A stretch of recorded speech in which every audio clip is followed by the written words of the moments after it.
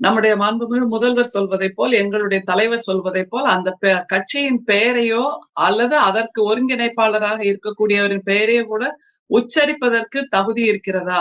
அந்த அளவுக்கு அவர் மிக மோசமாக அந்த கட்சியின் ஒருங்கிணைப்பாளர் மிக மோசமான, காட்டுமிராண்டித்தனமான, பிற்போக்குத்தனமான, வன்மையாக கண்டிக்கக்கூடிய அளவிற்கு கருத்துக்களை வெளியிட்டுக் கொண்டிருக்கிறார்.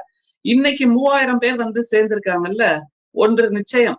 அவர் எப்பவுமே சொல்லிட்டு இருப்பார்ல, 8% வாக்கு வாங்கிட்டேன், 8% வாக்கு வாங்கிட்டேன், தமிழக மக்கள் எனக்கு 8% பேர் ஆதரவு கொடுக்கறாங்க அப்படின்ட்டு.